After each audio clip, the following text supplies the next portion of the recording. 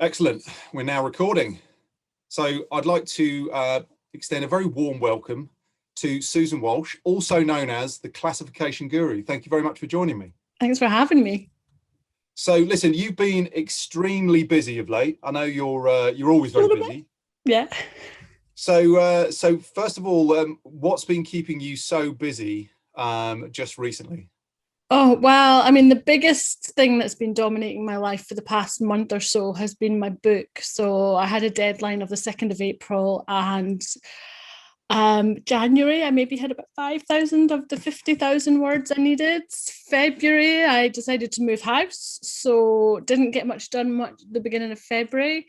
By the end of February, I maybe had 10,000 words. And then March was just a mad dash to get those other 40,000 words done. And most of those were done in the last 2 weeks as well. And is this where the photo of you on LinkedIn with your both wrists strapped up? Yeah, so I've still got one strapped up now. The other one's not as bad. Yeah, I've pounded them hard, like literally 12, 14-hour days, 7 days a week for a month. They are feeling the pain now. But you know what? I can't believe I wrote a book. I wrote a book, an actual book. Yeah. Well, I think it's a fantastic achievement. You know, hats off to you. It's absolutely brilliant. Thanks. Yeah. Just to get us started, but too, on that basis, do you want to give us a bit of a kind of walkthrough of your career and because I know it doesn't necessarily start off in this area, but just in terms of how you got to where you got to, and what's your kind of journey's been along the way? Yeah, so no, I went to uni, did a degree in commerce, wasn't really quite sure what I wanted to do when I graduated. Ended up going into becoming a paint merchandiser. So I'd go around B&Qs, DIY stores, merchandising paint, making sure that they were nice and tidy on the shelf and to planogram. Did that for about 18 months, 2 years, moved down from Scotland to Guildford with that job, then decided to try something else. Had can only be described as a horrific experience in recruitment before turning to sales. And then I went into telesales for Philips, which got me into telesales at Colgate, which got me eventually into an account manager role with dental wholesalers. So I was selling toothpaste, mouthwash, etc. to them. And I guess I really did love that job. I was really good at that. But after about 2 years, kind of felt I'd got as far as I went, had a couple of offers from other departments within the company. Took the one that was more salesy, so went into national account exec role. Ended up being more of a marketeer, shopper marketing, which, you know, looking back now has been great for my classification experience. But at the time, I was like, this is not what I signed up for.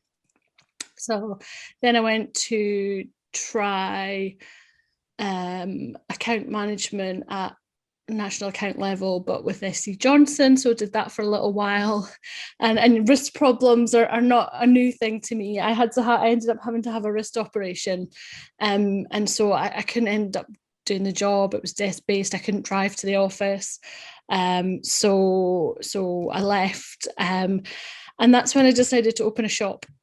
So that was a women's clothes shop, and beautiful shop, lovely clothes, well designed.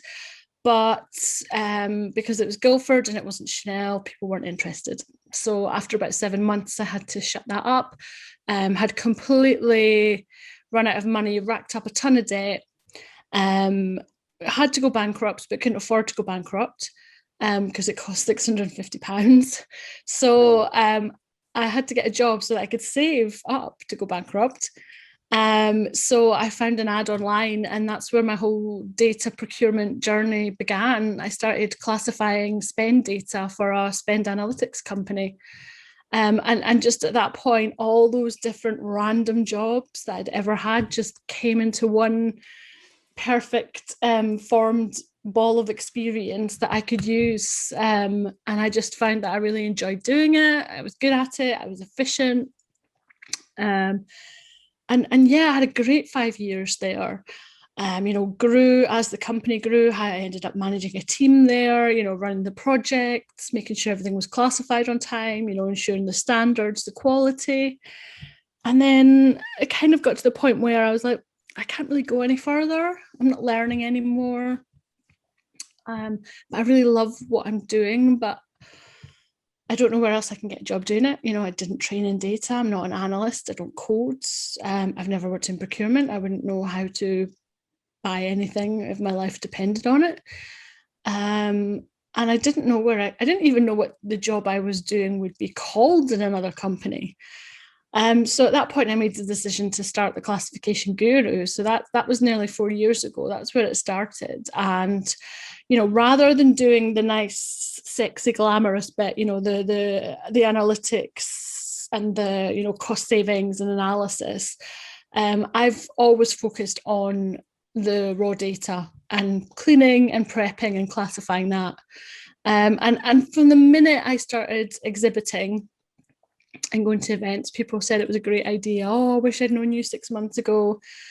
But because it was a service that wasn't really offered, nobody knew to look for me. So I discovered pretty quickly I had to make myself be heard, because trying to reach out to other people was going to be quite hard to find the right people. Did you feel like there was a requirement for a bit of market education? Oh, absolutely. It was the people who knew how valuable the service was. But then, I also heard, oh, I'd never get that signed off. That's the kind of attitude. So I started to try and show the value of data through lots of videos and posts on LinkedIn. And I've been doing that pretty consistently for the last 2 years specifically. Which has really helped not only get people engaged and involved in the discussion, but share their own problems, which in turn shows that there is a wider problem, and hopefully some of the decision makers are watching, lurking in the background, and are taking it in, and I would say that is definitely the case, because all my clients now, they've all approached me because they've seen something of mine on LinkedIn at some point, and it might not be that they contact me immediately. It could be a year later, it could be 6 months later. But seeing my posts consistently triggers something in, that they know that I'm the person to come to when they've got that kind of problem. And I guess I haven't really told you what I do, so that would probably be quite helpful. So I specifically specialize in spend data classification. So, and what I've found is that actually a lot of clients now would like built customized taxonomies for their business. The off-the-shelf days, the UNSPSC with all its words and not the most, user-friendly terminology and things like that. Those days are kind of diminishing, and businesses are looking at what's right for their business rather than a kind of generic off-the-shelf package. So that's what I spend a lot of my time doing. And I find it fascinating because you're doing something so specialist and you kind of fell into it. Oh, completely. But you must have had, there must have been elements of your character and your natural kind of abilities that led towards this kind of very organized approach. There must have been things that you mentioned kind of like some of your early roles. It sounded like there was a bit of organization going on with those, and it was a combination of all this experience. But you've almost created like a very specific category in some ways, in the sense of this kind of not the job, but I guess the industry, the path that I've created, I have forged. That path wasn't there before, because the cleansing bit was always kind of an afterthought. It was thrown on to the side of another service or another product you buy. Buy this software and we'll tidy your data for you. But it's like more of a kind of dust around the edges rather than under the table kind of service. We'll tidy up the main spend, but we might not necessarily look under the hood too much and see what's going on there.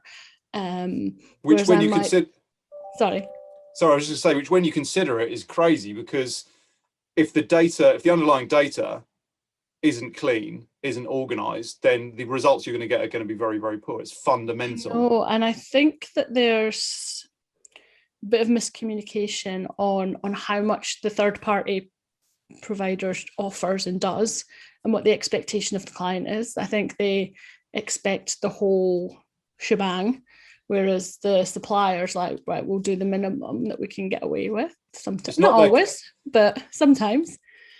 It's not their core business, is it? No, but they just need to get it done to get their job done. And as it turns out, it's a big thing. And this is not, I'm not creating some amazing new technology or building a rocket to go to space. I'm just classifying data, but it's the bit that's the most important, but is the least paid attention to. So, and I write about this in the book as well. You go and look at universities, you get all these students who are massively qualified in coding, working with AI, machine learning, but I bet you none of them have been trained on how to actually cleanse the data before they work with it. And most of them will have worked with kind of clinical sterile data sets. They've never really had their hands on a real life data set, where nothing matches up, nothing's named correctly, it's all formatted wrong. They're not getting trained that. So I'm trying to highlight that, this is the bit that's the most important. It's kind of viewed as the most menial task right now, but actually it's the most important, because nothing else will work if your data's wrong. It's the groundwork, isn't it? It's like you've got to decorate a room. It's all the prep that takes 80% of the time. I love the phrase you use. You talk about dirty data. And so your book, if I believe I'm correct in saying, it's called Between the Spreadsheets, Classifying and Fixing Dirty Data. Yeah. Is that correct? So when's the book coming out, by the way? Don't know yet, sometime in the next 6 months. So brilliant. Watch out for that. I will be shouting about that loud and proudly, that's for sure. Excellent. I'll be keeping an eye out for that. Yeah. But this concept of dirty data, I really like it, because I've seen this firsthand in businesses that I've worked in, where, even just at the level of the taxonomic classification, it's all over the place. And that's a major problem. You put, for example, Salesforce into an organization, and you look at the migration and the data, stuff's been changed over many years, different systems have been used, or there's the classic of the in-house system, which just gets completely, grows organically. Company, just merged the data, not bothered to deduplicate it first. All of this stuff. And it's, you're basically in a rare position where it's kind of like if you work at a really nice hotel, but you get to see behind the scenes. When I was at university, I worked at a 5-star hotel in my holidays. And you'd see behind the scenes as to what goes on. So you have this beautiful facade, and then things are always a little bit more gritty behind the scenes. And effing and jeffing in the kitchen. Exactly. But, so when that applies to data, it is a bit of a dirty secret. No one really wants to admit that they're disorganized, and no one wants to admit that maybe the data that they're going to base their analysis on isn't that great. But, clearly it's a very real thing. I mean, from our angle, obviously focusing on services procurement, it's something where we see there's just a massive lack of data. But certainly in other areas you deal with, there must be huge amounts of data, but it's just all over the place.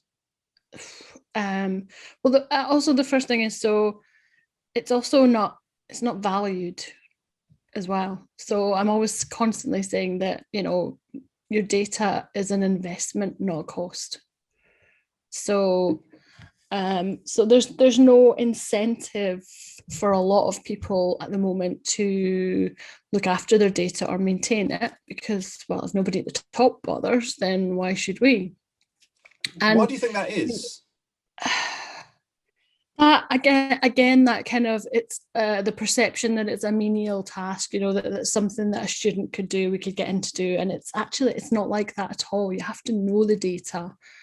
You have to be able to read the data and look for patterns, and you know, especially if it's procurement data, you need context and knowledge.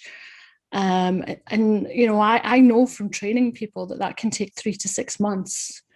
Because if you're if you're in a company, then it would take less time because you're working on the same data each time. But if you're, you know, in a business like mine where each client is a different industry, then, you know, it takes a longer to learn because you every time you get a data set, you're learning a new industry from scratch.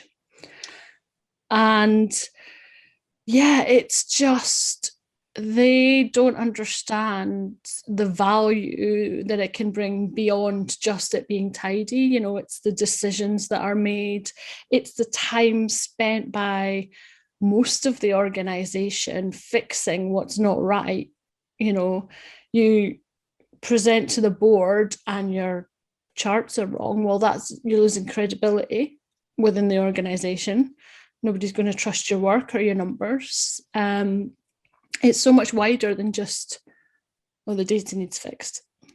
And yeah, it's strange, isn't it? I mean, obviously, so two things I was going to mention there. Firstly, when you're dealing with different companies and different types of data, clearly you can apply some common principles across that, which is this is where you get your get the coat on. Yeah. In terms of the see.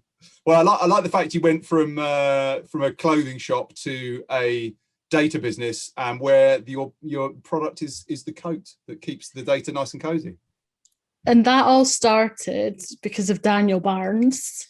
I was going on his podcast about a year ago, actually, and he's like, "Oh, you know, you really need a good acronym." And I was like, okay. So I was like, well, data, it really needs to be consistent. So I think I had my C, and then I had maybe my T, and then you know, the rest came. I think accurate was next, and then I just needed an O, and then I was like, okay, organized, yeah. So I love an acronym. Yeah, but then I was like, you can have so much fun with it, you know. And actually, a lot of what I'm trying to do is not speak to the data people, because that's preaching to the converted. It's trying to make data more accessible, more fun, less intimidating to the people who work with it but are not necessarily experts, you know, because getting them to understand how important it is to input that data right first time is the hardest job. But you know, you sort of think that people would look at Google, Facebook, and these, you know, massive companies that control huge amounts of data, that have enormous power because of the data that they control, rightly or wrongly, or scarily or not. Yeah. You'd think that would just make people appreciate it more. You know, data is value. Is it the most important commodity these days? Well, I think within the data, there's probably a hierarchy there, because of course personal data is valuable. You know, you can get insights into people and consumers and their behavior. But you know, financial data, what's the importance? You know, that's people don't. Not everybody sees the importance of that. And also, you know, you've got GDPR in place, or what, you know, regional data protection laws for personal data, but there's nothing in place for other types of data. So you know, it almost puts personal data on a different level, whereas, you know, all data is important. I totally agree. And from a business point of view, surely the plight of procurement within the wider organization, and having a really powerful and active role strategically within the organization, is going to be to a large extent built on data. You know, procurement have a lot of data effectively going through their control. Whether it's on the services side, as I say, a lot of that's kind of not really captured in many cases these days, but it's potential, huge potential for power and data, and the ability to provide insight to make decisions. But for example, in a manufacturing organization, all of the information around suppliers and goods and materials and things like that, you know, it's hugely powerful information. But if it's unreliable, or if it's, I would imagine in a lot of cases, just unusable, in terms of being able to want to apply a really good data insights package and some AI to the data, if it's all over the place and the classification's all different, you can't really get started. Yeah, and sneak peek from the book, something that I talk about in that is with product information, if you put the wrong dimensions of a product in and then the AI works out how many you can fit on a pallet, and that's wrong, and then it gets to loading the truck and suddenly you can get a fifth of the pallets that the AI thinks you can get, your deliveries are messed up all over the place.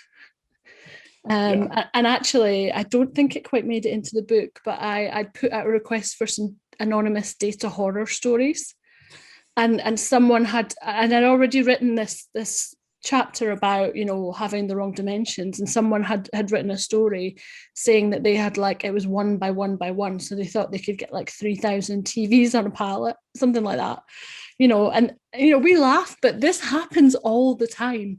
Like, this is not uncommon. Yeah, it's just kind of the mind boggles a bit, really. But one of the things that I thought would be interesting to talk about was just the visibility, because you know, that's a crucial part of it. And you're one of the few people that gets to see behind the scenes within organizations where they're basically just, you know, opening that kind of messy bedroom door and going, yeah, here is everything. And it's full disclosure. What do you see in terms of kind of common issues around visibility and the problems associated with that?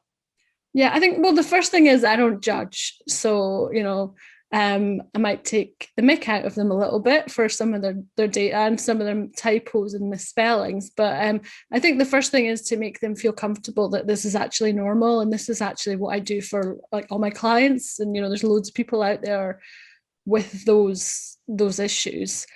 Things that I see a lot are missing information, lots of typos, misspellings, not usable invoice or PO descriptions.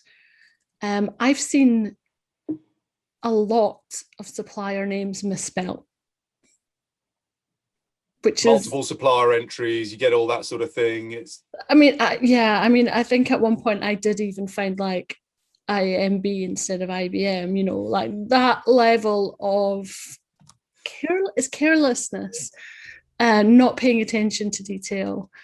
You know, it there's lots of it, and then some have classified data, some don't, but then they haven't really updated it properly or nobody's looked after it, so it's fallen into disrepair. And you know, data's a bit like a classic car, really. You know, it's, you know, maybe old, but it's only valuable if you maintain it, you know.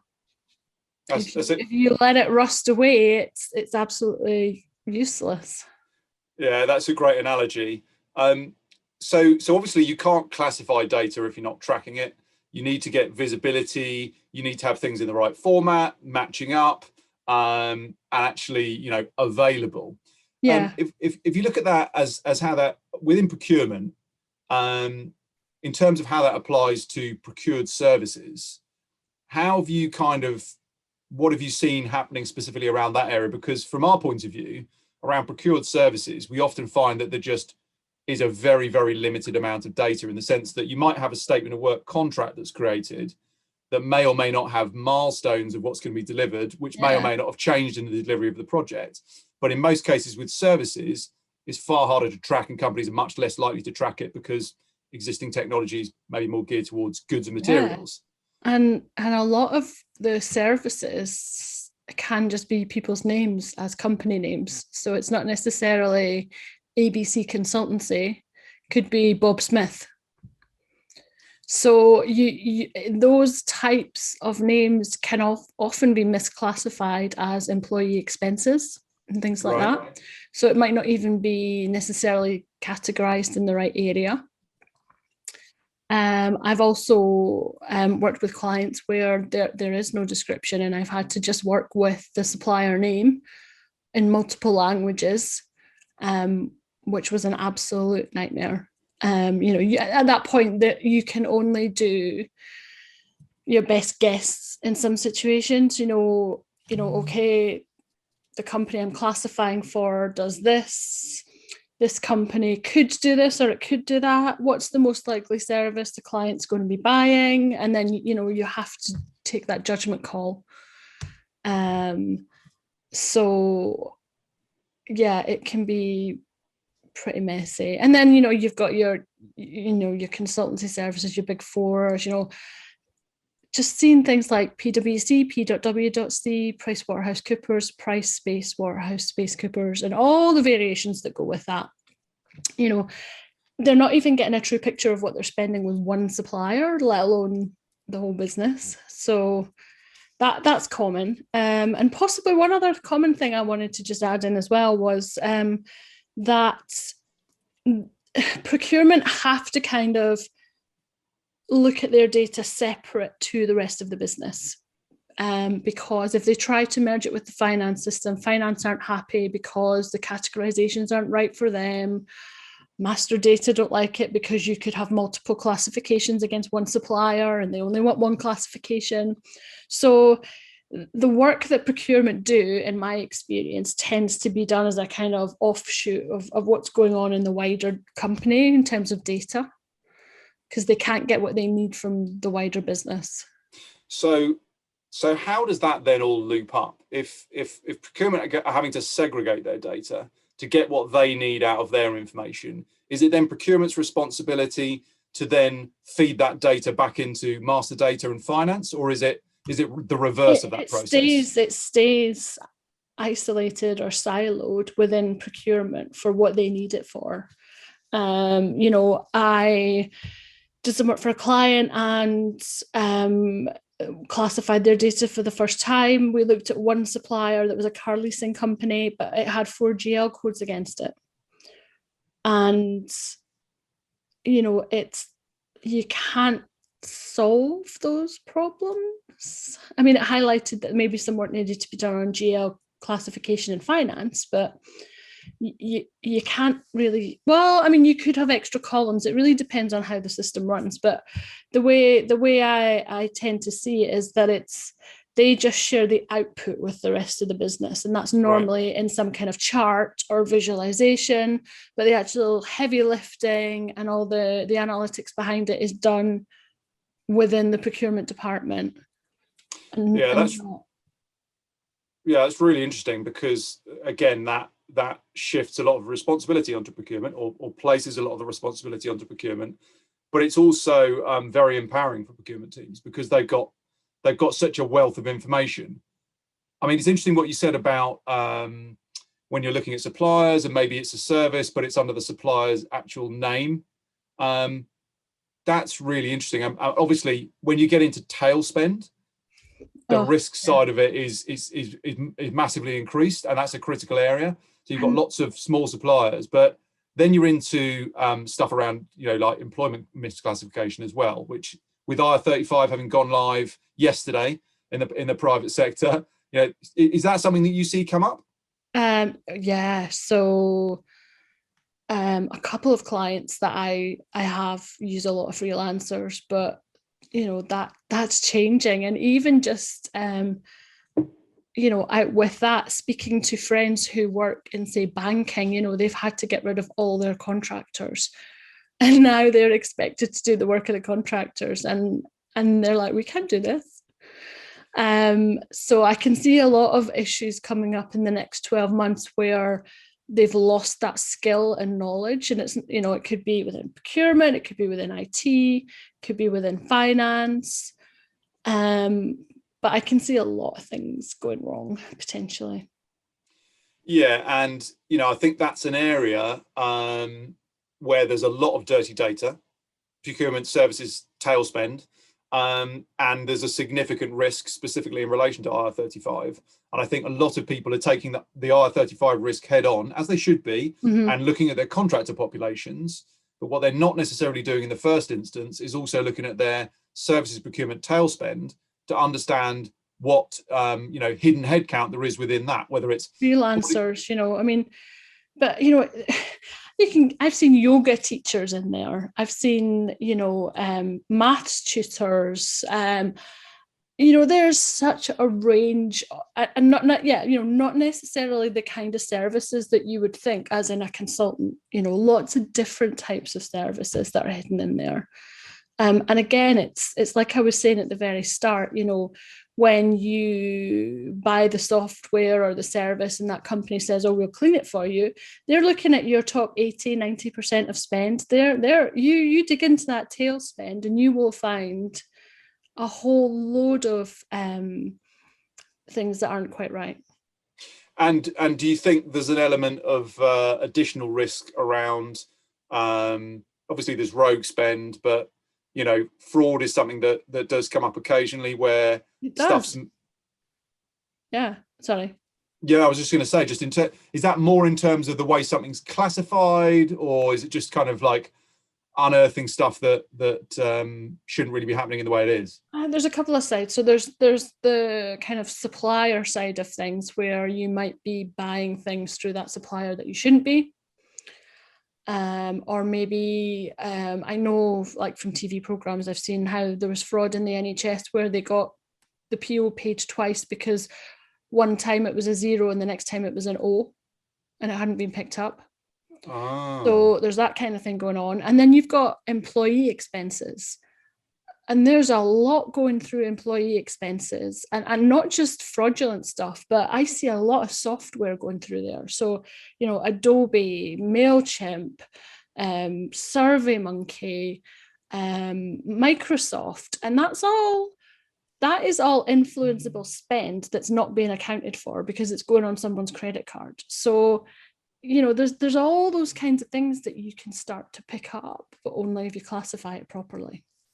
Yeah, and I guess it's not necessarily always people trying to do things the wrong way. It's just a question of people just trying to get stuff done. No, and sometimes it is a case of like, we just need this software, put it on the company credit card. But, I have seen instances where all that spend, and that could be hundreds and thousands of rows, is literally classified as employee expenses. And that's it. And that could be millions or billions of pounds, dollars, whatever. Yeah. But actually within that, you've got travel, you've got software, you've probably got professional services, you've got office supplies, you've got catering, people are buying, the milk for the fridge off of, and it's like, there's so much hidden information that tells you not just about what's going on with spend, but what's going on with your business. You can see where they have like, drinks Fridays, or, they have like social, you can tell the companies that look after their staff because you can see it in their expenses. Yeah, and like you say, it doesn't need to be a dirty secret because most people have got these problems. Most companies have got these problems, and actually, people should be proud that they're tackling it and taking it head on, because ultimately, if you can see that data, it's just going to provide you with so much value in terms of just looking retrospectively, making predictive analysis, and just understanding your business in more detail. It's that thing. Everyone thinks they're the only one, but actually everyone's the same. Yeah, I can definitely imagine. Like I say, I've seen plenty of examples of this.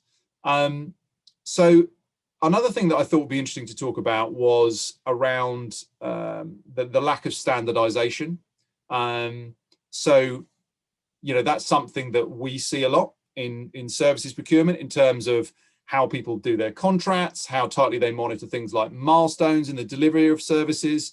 But you must see that on a very much broader basis, in the sense, we see it when people if people say, oh, can you integrate with our finance system for invoices, for example? Yes, no problem.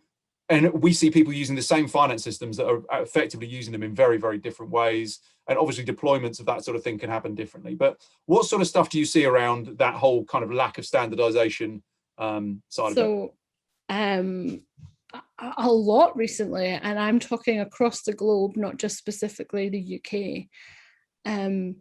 A lot of clients don't have a statement of work template or an NDA, and we've had to use Minds and modify that. And I'm really surprised at the number of organizations out there that don't have those kind of contracts in place. Because when I got my solicitor to draw them up last summer, I was like, oh no, I don't need I just wanted like me to my contractor's NDA and me to my contractor's statement of work contract. Because he offered to do me to the client. I was like, no, I don't need that. I always just sign theirs. It's fine. And of course, as soon as I said that, the floodgates opened, and suddenly everyone's asking if I've got a statement of work. So I was like, okay. So, I always assume I'm the least smart person in the room with the least amount of like contracts and knowledge and things, but actually, it's not always the case. And it's not always small businesses either. No, absolutely. I mean, we definitely see that. I think it's an important element though, because where a supplier is working on something very, very specific and they've got a particular skill set, they can almost write the requirement of what needs to be done better than the end client in a lot of ways.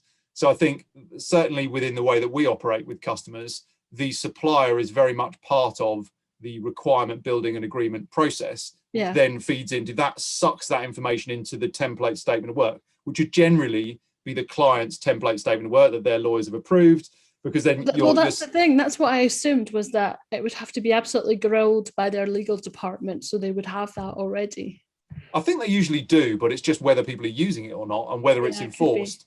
And particularly if you get into tailspend that's below the kind of procurement threshold where it's getting that major scrutiny, then maybe people, there's not so much control around it, which is obviously from our point of view something that's controlled by using a system and having all spend going through a system, because naturally you're using templates, makes it easy for everybody, but it also allows the supplier and the client to collaborate and create the requirement. Because otherwise you end up with either no contracts, or you end up with a statement of work contract that just goes in a dusty shared file somewhere. No one ever looks at it again, and it's never really measured against. And by the time the project's delivered, it's changed, irrecognizably from that sounds familiar. contract.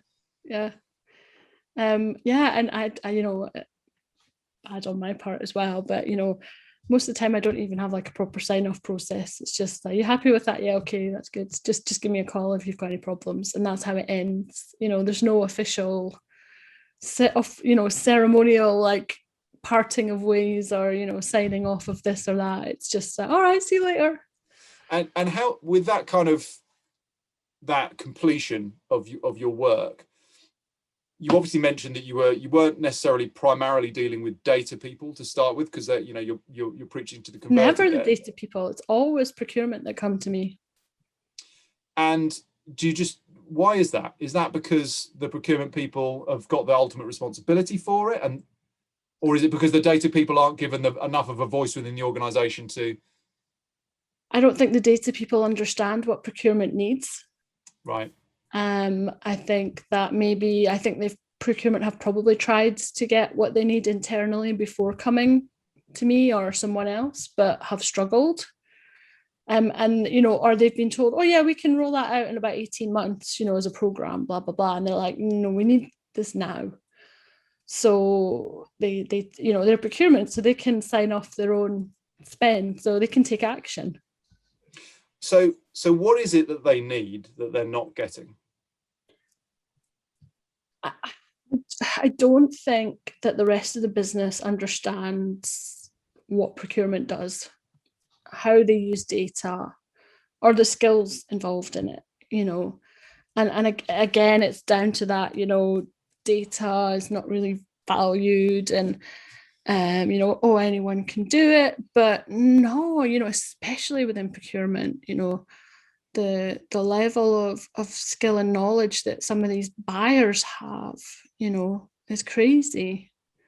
And the negotiation skills and things as well. It's, there's so many different aspects to procurement.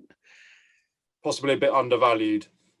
Yeah, but maybe maybe they need to step up a little bit too and promote within what they're doing as well. I think it's an all-round thing. It's not one-sided. It must be very frustrating for procurement people who are caught in that situation where they've got expertise and all of the insights to apply to a data set, but if they can't get the information and it's something that the business can't solve for them, that must be hugely frustrating, which is obviously where they reach out. Or like I have heard instances where, they've spent a year just fixing it themselves in Excel, And, you know, by the time you fix that data, it's out of date, you know. So that's why, you know, I get calls, and or they try and get me in and get me fixing things. So when you fix the data, how do you fix the process as well? Or do you fix the process in the sense that, you know, if you've got, for example, teams over here entering information wrong and things misclassified and companies being added on with duplicate names and stuff like that, what do you do to kind of put stuff in place to try and not only fix the existing data, but kind of solve the problem for them moving forward? So I don't get involved in that stage. Quite often, I am like the person where they just come to me and say, "We just I need this now. I just need visibility." I try to get them to think longer term. So let's not just fix it for now, but let's fix it for longer term so that you can get use out of this. And then I can train their teams to take over the classification and manage it, use best practice, which would hopefully minimize the number of input errors. But the actual point of entry, I don't get involved in that at all. And I don't even think that procurement really necessarily have any involvement in that, because that's probably done by someone in finance, for example, if it's invoices. Yeah, or, you know, like CRM, it's somebody in sales, or it could be operations. But I guess if the underlying classification and the taxonomy and things like that, and the structure and the consistency are sorted, then it's only really going to affect completely new data, completely new suppliers, completely new clients, all that sort of stuff, where people could add additional errors to it. Yeah, I mean, the theory would be that if you are not onboarding a lot of new suppliers every month or every quarter when you're refreshing, you know, maybe it's like 60% you can auto update the first time around. Next time it might be 80%, and then you'll probably always, maybe closest you might get is like 90%. You know, there'll always be a bit of tolerance there. Or new descriptions that you've never seen before. So it gets easier the more you do it. And again, it's that maintenance, it's that regular working with the data, getting to know it. It makes all the difference. So effectively, once you've taken a company's classic car-shaped data and kind of acid dipped the chassis to get rid of all rust and redone the bodywork, then, you know, maybe there's a little bit of kind of touching up here and there over as you progress, but the bulk of the work, the structure is in place, and it's easier to then and then it's up to them to, you know, polish it every week, check the wheels, check the tire pressures, you know, all that stuff. All those bits that if you know, might not seem like a big thing, but if you don't do it, you know, you'll get caught out. And so moving from the classic car analogy to a slightly different analogy, I see this in some ways as kind of like detective work, because you've got to go in there and you've got to, I mean, if you look at, for example, take an IR35 scenario where an organization is saying, okay, we've got 30 million spend that's in services procurement, tailspend, and we don't know what that is. With your detective hat on, or detective coat, I should say, sorry, how do you approach that? How do you go about that kind of collecting and sussing it out? So normally what you'll find is, especially if it's a new data set, you might work on it the first day and there's stuff that you just don't know what it is. But after working with the data for a few more days, that thing that you didn't know on day one suddenly makes more sense, because you get to know the data. So it's I completely forgot the question, sorry. No, I was just talking about from that kind of detective point of view. And so it's a lot of the descriptions, actually, lots of like internal acronyms, you know, figuring out what they mean, and then knowing that if you find all of those, you can classify it as a certain thing, you know, and you get a lot of internal references to things. And even things like, you know, you might be working for a client who works with really large brands, and so they've got expenses like a meeting with another large company. So you have to be careful. Like say it was Adobe, they were doing business with Adobe. You have to be careful not to classify it as software because they had a meeting. It wasn't software they bought, it was a meeting. So you always have to read between the lines, look at the context, look at the supplier. Would they buy this product or service from this customer that I'm working for? Tinder is the one that I use in the book and on all the talks that I do. There's a Tinder Corporation Limited here in the UK that was in a data set, and I was thinking, my client, there's no way they are paying Tinder. No way. And of course they weren't, because it's an IT services company. It's completely different.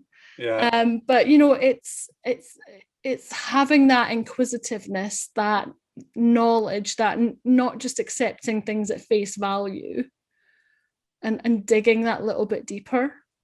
But what about just actually getting your hands on the data? I mean, do you find there's ever kind of any internal resistance? Do you find the stuff like, you say, well, hang on, sorry? It's low priority. I literally just got some data this week that I've been trying to get since December.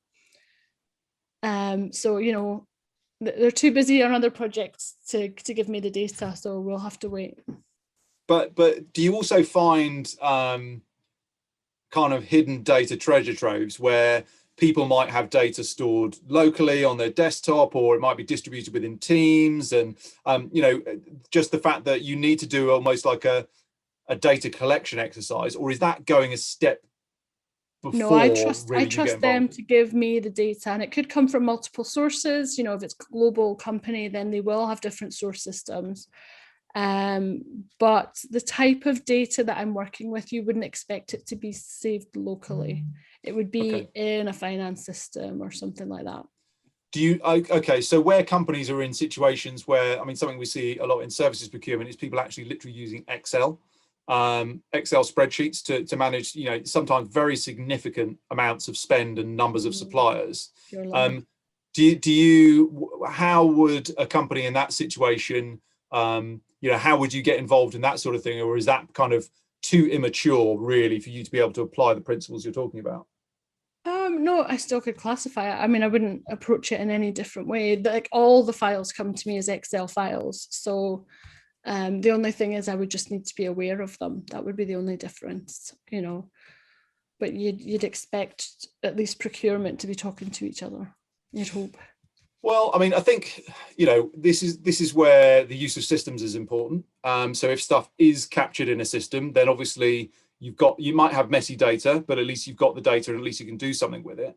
We definitely see instances where data is distributed and it isn't in necessarily a central software system, because if you look at, for example, services tailspend, pretty complicated. It's not really suited to any of the kind of existing systems. If it's below a procurement threshold of kind of level of rigor and assessment, because it's just not scalable to manage that manually, then that sort of thing, it might sit nowhere, in a worst case scenario.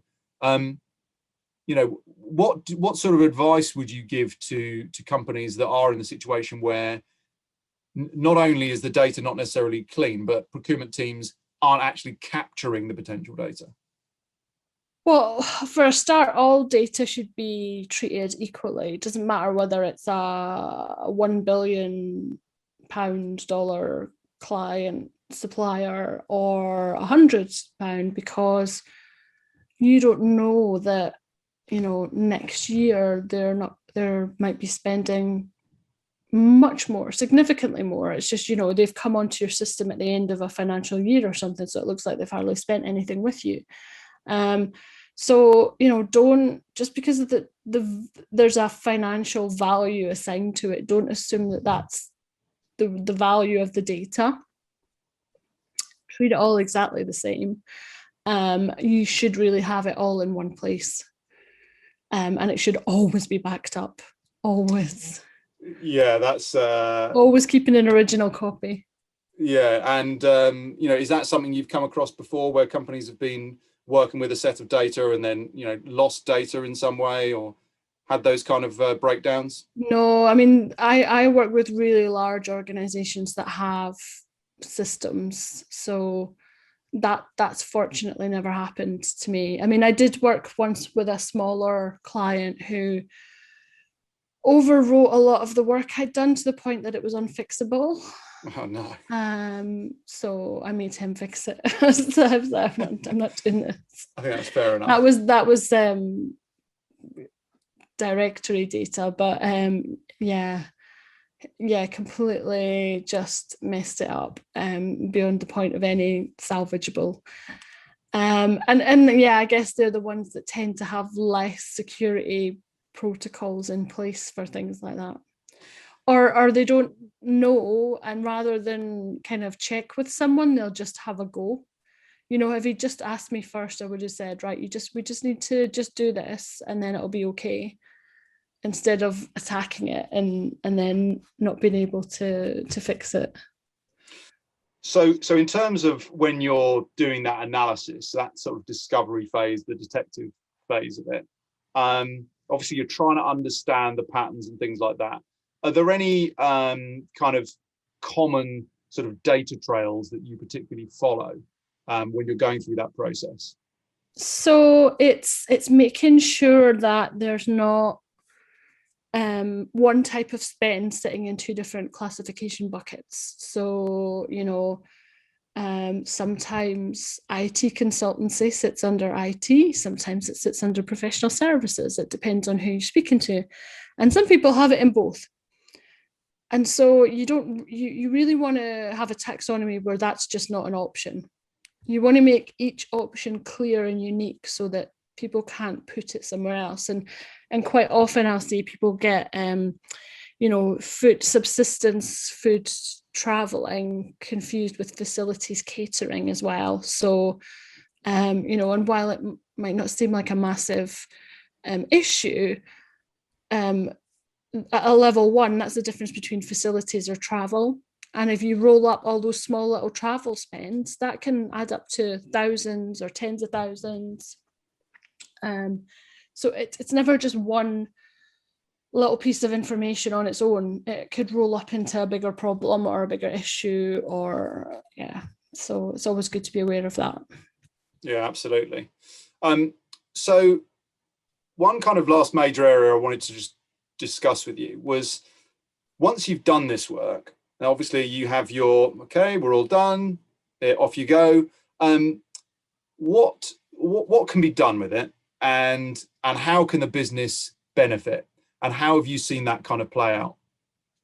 So a number of different things. So first of all, the time saved in accessing that information or refreshing it, the time saved not having to fix so many mistakes, the opportunities for cost savings that might never have been noticed before, spotting any kind of fraudulent activity or overspending with a supplier, checking those things out. It's more than just fixing the data, and then maintaining it regularly keeps that level of effort down. The more you maintain it, the easier it becomes, and actually it becomes easier to spot things that are wrong because you're familiar with the data. So as I was saying, on day one of a file, I might not know something, but by day 5, I'm like, okay, that's not right. That doesn't look right. I can tell that should be something else. And I'd imagine for procurement teams as well, when you've tidied up their data and left it all gleaming and organized, that it's probably easier for them to spot anomalies as well, because they then have to make friends with the data. Yeah, I stop at the point of fixing the data, so they can go off and do their own analytics and spend analysis. They should know their data better than me, so they should be able to interrogate it much better than I could. But I'm just lightening the load and doing the heavy lifting part at the start for them. Excellent. But I would always say to them, to hand it back to them. They should be responsible and manage their own data. They can do it better than anyone else. I'll just help you get it to that stage. Yeah, I think this is really fascinating, and specifically from my own particular area of interest around services procurement. I just think there's so much data that can be unearthed. I think services procurement is probably, in a lot of ways is a bit behind, in the sense that there's a lot more data that can be unearthed, and then probably it's going to be messy data that needs to be cleaned up. Definitely. But there's a lot of data and information that companies can unearth. And when you look at the use of services, whether it's in response to things like R35, where companies are maybe reducing the use of contractors, maybe needing to get the work done in different ways, getting suppliers to do it under a statement of work. Same applies to Brexit, more outsourcing because of the lack of free movement of people. COVID's made kind of deliverable-based, outcome-based work more acceptable. So I think it's only going to be a growing area, and I think it's probably going to grow in the tailspend particularly. So I think there's huge opportunities there for organizations to capture that within a dedicated system and then do some cool stuff with the data.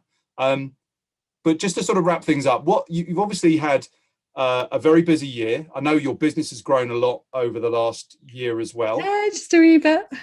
How much has it grown? 500%. Obviously doing something right. So basically you've had this period of real kind of dynamic change in your business. You've written the book. So obviously that's going to come out in the kind of next 6 months at some point. What do you envisage for the next 12 months of your business, and what do you see as the kind of major things going on in the market that might impact that?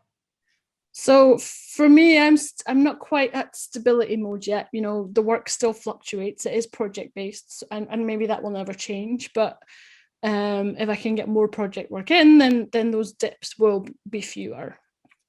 So I'd like to grow the team a little bit more and maybe offer different additional services. In terms of how things are going to go, I think that there's going to be even more cost savings required by businesses coming down the line. So it's going to be more important than ever to check that data.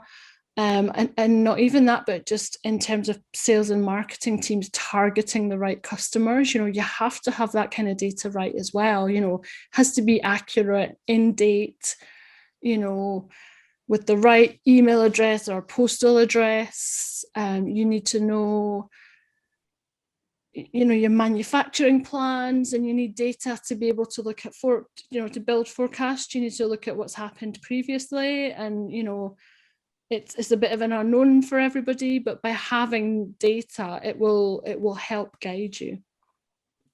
And I think that's only going to become stronger. Yeah, I totally agree with that. I think what you're doing is fantastic. Really pleased for you with how well everything's going and with the book and everything like that. And I really appreciate you taking the time to come and have a chat. I've really enjoyed that. It's been great. Some great insights there, and I think you've got a very unique perspective. Yeah, well, I think you're onto something with the whole professional services thing as well. There's a lot of hidden, there's a lot of like my mates in there, just he does a bit of work every now and again, but he's just invoicing every month. There's probably a lot of that going on. And how will you know if you don't have the data?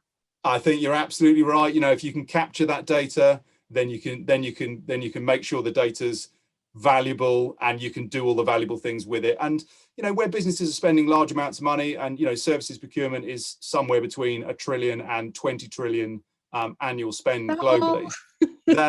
Something like that. It deserves some specific scrutiny. But really love what you're doing, and thanks so much for taking the time. Really appreciate you coming on. Thanks a lot. Cheers, Susan. Thanks a lot. Bye.